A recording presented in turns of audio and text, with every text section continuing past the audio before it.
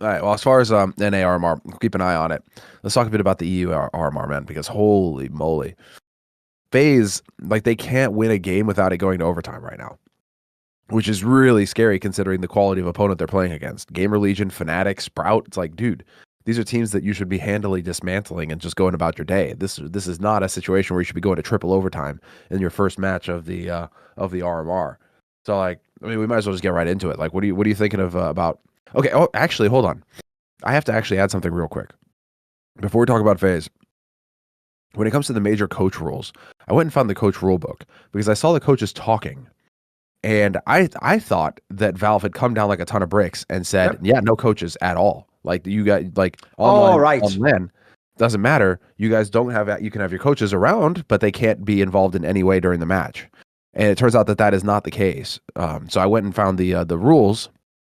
In offline tournaments, participants are allowed to have their registered coach behind them during official matches. During the match, the coach will be connected to the voice communication system and will only be allowed to talk to the players during tactical pauses and halftimes. Coaches are not to communicate with, i.e. be seen, heard, or felt by the players by any means at any time, with the exception of warm-up, halftime, and tactical timeouts. But that is still the case that they are still able to communicate during tactical timeouts and at halftime, which I thought that Valve had cut down and said, like, we're going Dota route where you guys don't have coaches anymore. That's it. We gave you that chance and fuck off. Now you don't have coaches when you're at the majors. So I kind of have to downgrade my prediction when it comes to FaZe, because I made the prediction that FaZe would have a real ace up their sleeve. Oh, because they have the edge. They would have the edge there of not having to rely on a coach that would come in and save them with some insight or with an idea or whatever. You know, it's like they would just be on their own and Karrigan would be on his own, and that's how they operate. And that's pretty much it. I mean, Roban is there. He's got some insight, but he's not Blade, you know? So I always thought that going into this major, this would be the real shakeup of, like, no coaches. So this is going to change everything. We're really going to see FaZe have an edge, and this is really going to shake things up. But it turns out this is going to be like any other LAN. So I actually have to downgrade my prediction of FaZe, because I really had FaZe having a solid edge going into this tournament, and that was what was going to set them aside, and that's what's going to set them up for the double-double and just, you know, coming into it. But now I feel like they're almost like any other team, and I feel like we're seeing that immediately out the gates because they've had some very close matches already. And I'm a little disappointed actually in Valve. I kind of hoped that they would just atomize everybody and just be like, fuck off, this is it. But, like, what's your take on that situation? The coach decision, because online the coaches are completely persona non grata. They're not allowed to talk with the players at all at any point. So it's like, why have different rule sets? Like, why have one set? To qualify for the event in online format, you can't have any coaches or anything. But when you get to the actual LAN, now you can have coaches. I don't know. Why not be consistent? What do you think about this? On the coach angle, look, I do think it's a travesty. Like, remember, I'm one of the only people apparently ever in Counter-Strike who I didn't even like when they took away the original coaching things. I really think coaches should be allowed to talk all the time, and it should be akin to, like, I mean, it's not identical in football, because obviously when they don't let the mic go out, it's like players like, but you have the play clock, and you can just talk before every single fucking snap of, like, right, we're going to go to this play, or I'm reading this on the day. Because I think that would just bring, remember, people like the tactical, well, they lie and say they do, I like it. The tactical element of the game is very big as well. So I think what not only does that add more, but the cool thing to me, this is what we took away, in my opinion, in the same way as you're saying, if you don't have coaches, someone like Karrigan gets way better. Well, in the same sense, if you don't have coaches as much, people like Glaive get boosted because he's doing what a coach could do as well. But so that's essentially, you flip it the other way. In my opinion, the more you can talk, it would also allow things like someone like a Blade could have been like the leader of a team without a true super mind that was doing stuff. I mean, sort of like what he's done now, but a more extreme version. So I always thought that would have been cool, because then the veterans of the team would become the coach, and they could bring, like, here's the difference. God B would have, like, the Sprout guys, wouldn't he? And then, like, some fucking legendary Danish guy would have, like, Ave or whatever, would have, like, the heroic guys, and he'd be leading them. And, like, I always thought that would be the next level of CS, but obviously we went away from that. The problem is Valve's gone way too far the other way. Like, obviously, look, we can't ignore this. Coaches were cheating, including in fucking qualifiers for the World Championship, like the RMR, in an egregious manner, where some of them, it's one thing if it was even just a random bug and one of them didn't quite report. No, motherfuckers were triggering it and getting boosts and stuff. As soon as you hear that's going on, then on top of it, no one ever thinks of this angle. Think about what happens. I don't know if you know this, but especially in the UK, judges, they don't just do the, like, movie thing of, like, you're in contempt of court. There's a famous thing in the UK where if the judge, if you get voted like it's guilty, right? If the judge also thinks you're being a prick in the court, like you're just being like, show no remorse, maybe even taunt like the victim's family, or he'll just like make sure you get the max sentence, and he'll even tell you while he does it, sort of like essentially the judge equivalent of like, fuck you, pal. You know what? I don't even have to do this, but I'm going to go hard. That's what Valve's doing. And by the way, who can we blame? Think about this. When all the coaches initially got told, some of you have cheated, did they all come forwards? Did they fuck? As you're finding out now, and also you'll never find out on certain cases, especially now that E6's been proven toothless, there were wave after wave of these coaches. Some of them never even came out. I know a couple of big names that still haven't been brought out because it's like nothing's going to be done with them. And at this point in time, everyone just wants to bury the story. Let's move on. So I can see why Valve went so ham. I just think it cripples Counter-Strike though. Like it sucks to think that someone like Threat or Zonic or whoever else is just sat there like, and there's the worst thing. They have to like do some fucked up like, they're on some like mad like Vipassana thing where they're like, exist in the moment. Do not get excited about what's happening. I can't even react. Like, what are we doing now, guys? Because then people are so scared because of all the fucking cheating that if they're moving at all, they're doing some sort of a hand sign, they're doing a gesture, 3 up, 2 down, they're doing like baseball shit. That's the concern. And the problem is, I would normally be the number one guy trying to fight Valve on this, trying to say it's bullshit, look what you do. But how can I? When you've all betrayed us, almost to a man, on some level, people have fucked up. The joke now, I said it at the beginning, but it's become sadly true. At this point, it's quicker to just say the famous coaches that didn't cheat. You know what I mean? You guys did that. You set the precedent. You poisoned the well. Not done yet. Supposedly, no, I've heard there's more out there where there's still a list that's being investigated of coaches. That I mean, it could be even more coaches. Like there is. You could legit speculate right now as to whether or not we're ever going to get the full list because it could deep six the entire scene. Yes. Like all the coaches, it could. You don't know yet. Still, like some of these tier 1 coaches could be involved, and we could lose most of the coaches for the CSGO scene as a whole. Right, you ready? I'll give you the FaZe take because here's the thing.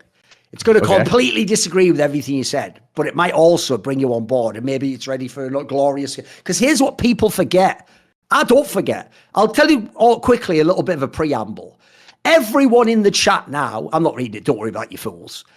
Everyone in the chat, everyone who watches this VOD, if I say Astralis in their era, 2018, I mean, I say it ended in like after kind of 18, 2019. Obviously, some people think it kept going to the next major and Team Liquids was invalid or whatever, right? But if we talk about the Astralis era, you're all going to think to yourself, well, it's their hands down the greatest team ever. They were so dominant. No one ever truly did rival them. They beat every single team in the world, ultimately. They did win the majors. They won majors without even losing maps. They dominated the style. They innovated the style. They kept the meta being pushed forwards. They were the best with utility. They had the best across the board. Each one of them was the best in their positions, except maybe Device or something. Right? When you say all that stuff, here's the problem. Almost nobody was saying that until I'm going to say like halfway into their era. Here's what people really did. It took people so long, because in esports, people are really slow learners. If I don't even think they do learn, what happens is eventually they just get bonked over the head so many times. It's like eventually they almost just out of like dizziness, just take a different direction. Oh, that works now. So what happens is,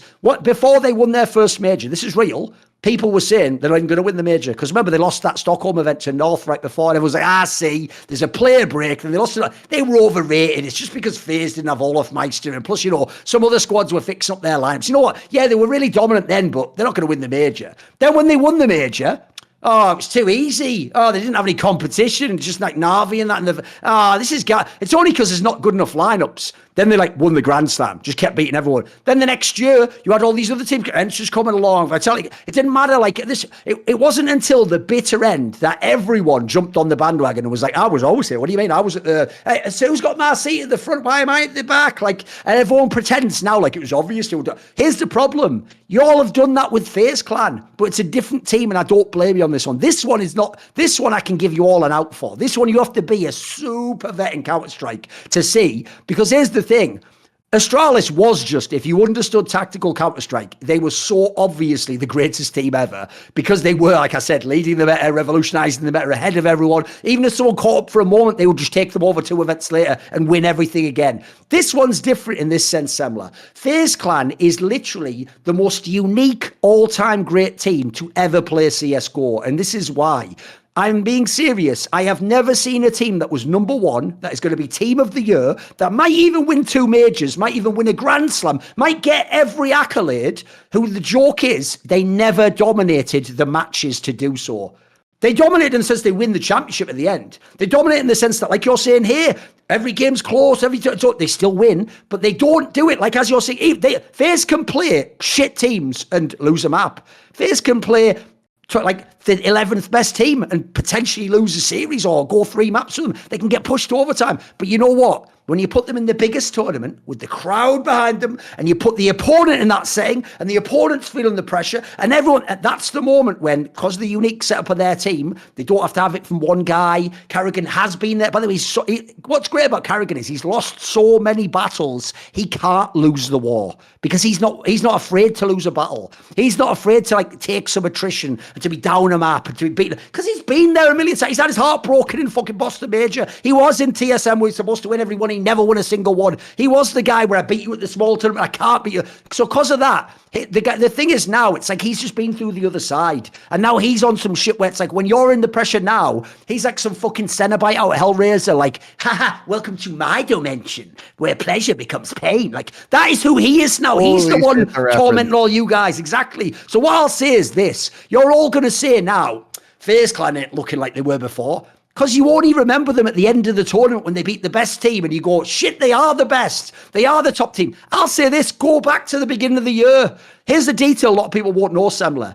In every single tournament that FaZe Clan won, with the exception of IEM Cologne, they lost at least one match. So at the last major in the group stage, they lost a game. At every other tournament, IEM Katowice, they lost to Navi early on. Then there was another tournament, they lost to another team. Obviously, eventually, there were 2 tournaments they just lost outright. There was IEM Dallas and there was the fucking Blast, right? They always lose, and they always play everyone close. Even if they 2-0, it'll be like 16-14, 16-12. And it's like, even then you go, oh, but it took like that 1v3 from Brokey, and if Twists didn't get those 2... Yeah, but here's the thing, they do consistently do those things. So I think they're the ultimate team of all time to play down to the level of the opponent, but then when you add in the pressure and the things that break other teams, that's when they go to their peak level. So I'm not worried. I will agree, this is the weakest they've probably looked this year. But like you said, they still 3-0'd.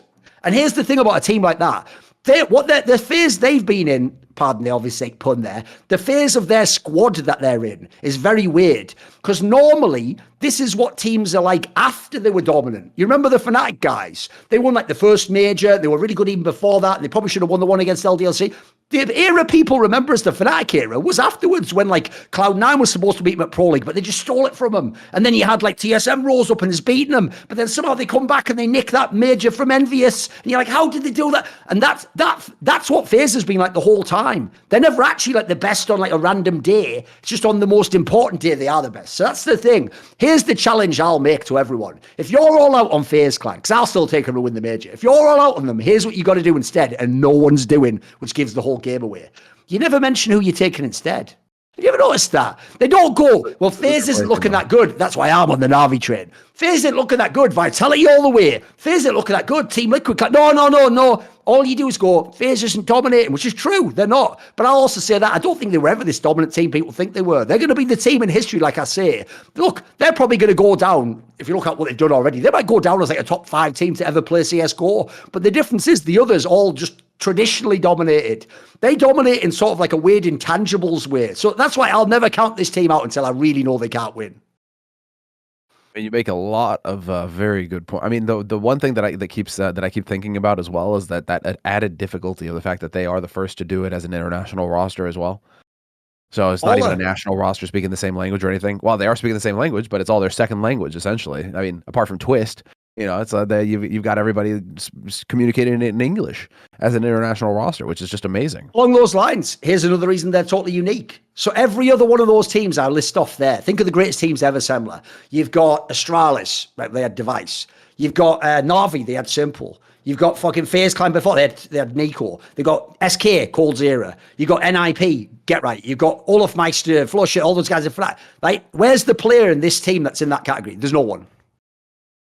No one, really. No, like, listen, Twist is really good. He ain't fucking Nico.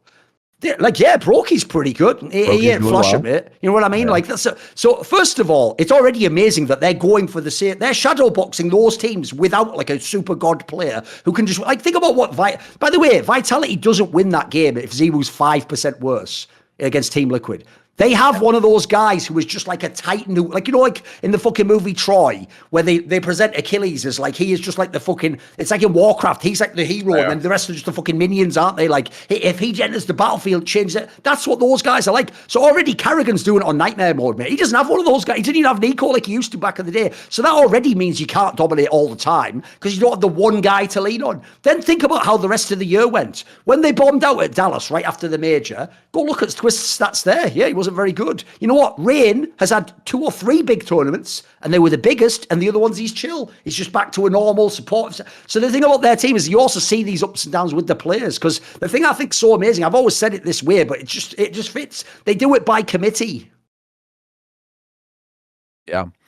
The one point that you made there in terms of like them showing up when they need to, it's always stood out for certain players on here as well. And Rain is specifically one of them who forever, even during like the COVID phase, I was like, dude, don't, like, everybody was getting down on him in terms of like, oh, he's so shit online. It's like, yeah, he's not an online player. He's always the best when he's on LAN, and he's even better. He hits another gear when he's on the stage, when it's crunch time, and you can get him into a playoff scenario. That's when that guy comes alive, and then you specifically get him onto like Nuke, and then that's his playground, and then that's the guy who's going to win you the tournament. That's the guy who's going to get it all done for you.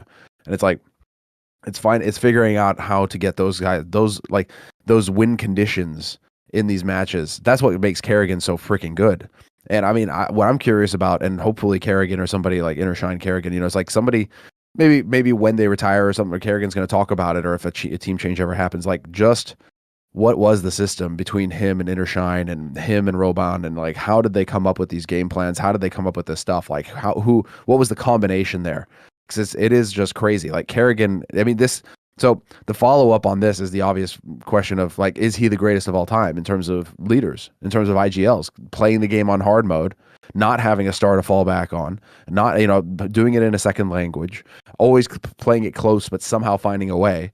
Like, is it Karrigan who makes up for the fact that they don't have a star? Is it Karrigan, like, is it his mind that's making up for the fact that they don't have an Olaf, like a peak Olafmeister or something like that? I think so, because to me, like, the key thing about him is this. It's just on the accomplishments page that Glave's clearly ahead of him, and that he has to catch up to the people in more majors and more time. But if you look at just raw body of work, it's a bit like before Simple won the major and before he got like all this acclaim.